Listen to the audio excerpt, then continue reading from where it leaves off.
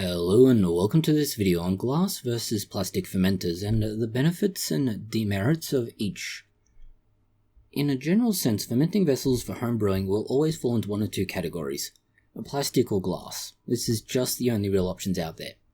In some cases, particularly industrial or commercial, you'll get steel. This is large fermenting vats, but for home brewing this is incredibly unlikely. As a result, you need to choose a container most suitable for you for yeast to convert sugar into alcohol and carbon dioxide. This will take wort and make beer, and mustard into wine, cider or mead, or whatever else it is you happen to be making. Your final beverage of choice. Each of the vessels you use needs to maintain a reasonably controlled environment to prevent contamination, allow for gas release via airlocks, and facilitate easy transfer of the liquid contents. The most common materials for this are glass and plastic. Each has distinct properties that will influence its suitability for different stages of brewing, batch sizes, and of course, your individual preference. Glass vessels, often in the form of carboys, have been a staple since the early days of home brewing, while plastic options including buckets and PET, polyethylene terephthalate carboys, offer a more modern alternative, let's say. The choice between these will generally boil down to factors like safety, ease of use, impact on the brewing quality, and to an extent cost. The glass fermenters, typically known as carboys, demijohns, and similar, are a large, almost jug-like looking container made from thick, clear glass. They come in a series of fairly standard sizes such as 5 gallons, which is good for a secondary fermentation or aging, 6.5 gallons, which is better for primary fermentation as it accommodates for krausen and so on, and there are a few other sizes again. These vessels feature a narrow neck that fits a standard bung and airlock setup. This allows for the CO2 escape while keeping oxygen and contaminants out, and therefore you get ethanol. A glass is non-porous and is impermeable to oxygen and many other things, making it excellent for maintaining flavor purity over an extended period. Glass carboys are therefore favoured by many, at least experienced brewers, for their transparency, which also allows for visual monitoring of the fermentation activity, such as yeast sedimentation or clarity development, without having to open the vessel. They are highly resistant to scratching, which reduces the risk of bacterial harbourage, and therefore reduces the risk of contamination. All of this comes with a fairly significant drawback. They require careful handling. A full 5-gallon carboy can weigh over 40 pounds. This is effectively somewhere in the ballpark of 18 kilograms. And of course, a thermal shock from rapid temperature changes, such as hot wort. It can cause them to crack and break. To mitigate the breakage risks, some brewers will use carboy carriers or handles, which does help somewhat in terms of your back and the risk of dropping it. It doesn't deal with the other risks though. Cleaning, of course, also involves things like brushes and chemical soaks. And, they can be sterilized with heat or sanitizers, but that tends to be a follow-up to washing them. A glass is particularly well suited, therefore, for long-term aging, wild fermentations with bacteria like lactobacillus, and delicate brews like lagers where oxygen exposure must be minimized. This sounds all well and good. Fairly obvious upsides, fairly obvious downsides.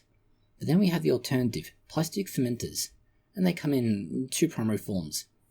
What are effectively opaque buckets, often made from food-grade high-density polyethylene, or high-density similar plastic products, or a clear PET carboy.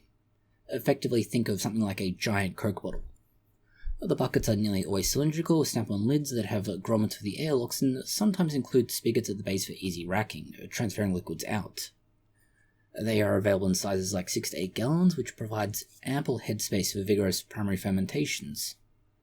The PET carboys mimic the shape of glass ones, but are made from durable, lightweight plastic, similar to that used in soda bottles, soft drink bottles, pop bottles, whatever you wish to call them, but they offer transparency like glass, with added shatter resistance, with some exceptions. The plastic vessels are lightweight and affordable, which makes them very beginner-friendly. The buckets are opaque, so you can't actually see inside without lifting the lid, which does also then risk contamination, and they excel in primary fermentation, where easy access for stirring or adding ingredients is rather beneficial. PET carboys combine visibility with portability, weighing about half as much as their glass equivalents. Both of these types are easy to pour into due to their wider openings, especially the buckets, and they shouldn't shatter if dropped. With the certain caveat that to an extent, some of these plastics can be, how do we put this?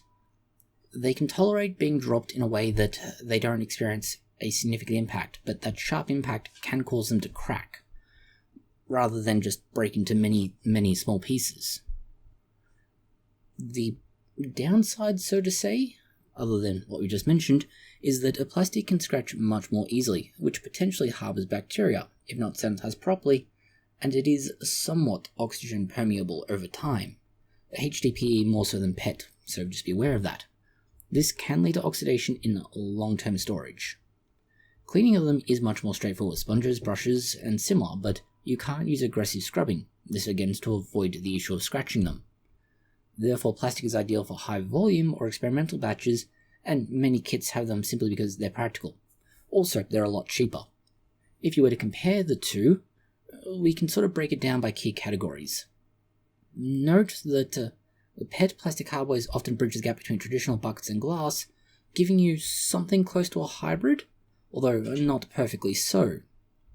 In terms of durability, the glass carboys are fragile, and they will shatter if dropped or exposed to thermal shock, but they also last indefinitely if you take care of them. By comparison, HDPE plastic buckets are highly durable, mostly shatterproof, and lightweight for easy transport, but they will degrade over time and more so with UV exposure or heavy use. PET plastic carboys, however, are shatter-resistant, not shatterproof, like buckets, and they're more rigid. They're better than glass for safety, but they can crack under pressure, more so in the pressure of a fermenting chamber. Oxygen permeability is another concern here. The glass carboys are completely oxygen impermeable. You're not going to get anything through there, at least not without breaking the glass first. It's somewhat similar, let's say, to any single glass window in a video game where it's intact and you're on one side and have to get to the other to rescue someone. It's completely impermeable to anything you do, until you actually no longer need to do something. Plastic buckets made out of HDPE are somewhat permeable, which allows for minor oxygen ingress over weeks. This can affect the taste in extended storage scenarios. PET plastic carboys have low permeability. It's better than HDPE, but it is still permeable. This makes them suitable for roughly medium-term fermentation, without significant oxidation, but longer-term storage will be a problem. The sanitation and cleaning of glass carboys is fairly straightforward. It's easy to sanitize. Non-porous surfaces resist scratches and odors, but it is harder to get inside of due to the narrow neck that goes into them. In terms of HDPE, they are prone to scratches that can then harbor bacteria, and if it's not cleaned promptly, you have problems. Of course, there is a wide opening which makes getting into them much easier. PET is basically similar to glass in its scratch resistance, sort of anyway, and it's easy to clean than glass, but it can stain like other plastics and can also be scratched.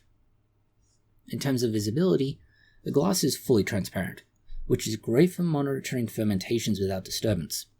However, this does mean you can get issues around light strike and similar, so be aware of the fact that just because it's a clear glass container, it isn't all strawberries and cream. In terms of HDPE, they are opaque. You need to lift the lid off and look inside to see what's happening. This does inherently increase contamination risk. PET is transparent like glass, which again offers good visibility of what's going on, but does present issues when it comes to, just sunstrike, certain chemical reactions that can be facilitated with natural light and so on.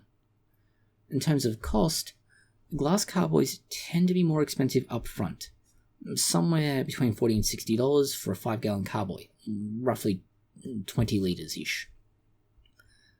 HDPE is going to cost you significantly less, about half the price, $30 for a roughly 6-gallon bucket. PET tends to be moderately priced, sitting at about $20 to $40, which makes it cheaper than glass, but more than HDPE or a basic plastic bucket. This is essentially a trade-off. Do you want the previously mentioned issues and or benefits, and therefore pay more or less for each? In terms of weight and handling, the glass is heavy, but this is just a reality. They're anywhere between 4.5 kilograms to roughly 6 kilograms, 10 to 12 pounds, when empty. And of course, given their size, they weigh considerably more when filled. That does make them cumbersome when you have to handle them, requiring 2 or more people if you don't use something like straps, carriers, and similar. HDPE is much lighter, 2 to 4 pounds, effectively 0.9 to roughly 1.8 kilograms. Much easier to carry and stack, but they do lack some of the structural strength. PET is lightweight like buckets and easier to handle than glass, but again it lacks some of that structural strength just due to the much thinner and less substantial nature of it. Then we have suitability for brew types. Glass is great for secondary fermentations, aging, lagers, and in some cases sour beers where purity is key. HDPE is great for primary fermentation, particularly of ales, where you have a fairly quick turnaround time for the brew itself, or if you're going to be brewing a very large quantity. The PET is kind of versatile in both these scenarios, primary and secondary fermentations. It's also reasonably good for wines and ciders, but remember, it's really only suitable short and medium term. Longer term, you need to go to glass. In terms of impact on the actual brew itself, glass has minimal to no off flavors from the material. This is partially due to the fact that it's a non-reactive substance, it's practically impermeable, and there is 0 oxygen breakthrough, mostly. This means that the superior results are to be expected. With HDPE, there is going to be the possibility of subtle oxidation, particularly if it's longer term. There's also a notable risk of plastic off-taste if used long-term or scratched. A PET is a lower risk scenario. Oxidation can still occur, but it is closer to glass in its neutrality of overall results. This brings us sort of when to choose which. When do you take glass and when do you take plastic? The reality is you're probably going to be using both. The practicality of a hybrid approach is just too much. You get too many benefits and there are almost no significant downsides. Many homebrewers will use a hybrid approach where you have plastic buckets for the primary fermentation. This is where active yeast produces CO2 and you need headspace. And then you have a glass carboy for secondary, if not clarification and aging. Further to that, a lot of beginners just start with plastic. It's cheap and it's reasonably forgiving, and if you do something stupid and damage it, you can replace it reasonably easily. But also, as you progress, you'll probably find that you switch over to using more and more glass. This is because it gives you precision and, to a certain extent, longevity. Sure, you might be able to replace that glass fermenter if you need to, but you don't really have to very often, and certainly not unless you make some dumb mistake. Whereas if you have plastic, over a few years it'll wear down and have issues, and you basically want to look at it and go, you know what, probably looking a bit nasty now, time for a new one. Then there is safety. Safety is a concern in all brewing scenarios, not just because large and heavy and therefore back injuries, shoulder injuries, things being dropped on you and destroying your feet, but also hot liquids and so on. And more so if you have pets or children, which for some people are the same thing. As a result, a plastic or PET is generally preferable in these sorts of scenarios, mostly to avoid issues around breakage and the hazards that presents, and or thermal shock wherein glass can easily shatter. However, if you have a tendency or an interest in wild or sour beers, you're basically stuck using glass, unfortunately. The risk of contamination using glass is significantly minimized compared to plastic. Plastic has an inherent ability to hold on to some of the bacteria and other microorganisms needed for sour beers or wild beers. When you do this, you're basically taking a gamble that you've successfully gotten rid of all of these microorganisms, and most standard sanitizers are not 100% perfect. They're 99.99%, or possibly a little bit higher again, but there's that small fraction of a percent that is still there and can still have notable effects on your beer or whatever else it is you're brewing. But this does bring us to the simple reality. Both glass and plastic are going to provide excellent results with proper techniques and applications. The taste differences are negligible in terms of short-term fermentation, but if you're looking for premium quality, glass will edge it out just, and particularly in terms of things that rely on very subtle changes to distinguish it. If you're looking to get the best possible results with the most refined possible palate, glass is what you have to go with. But if you want something that's reliable, basically plastic is a good option.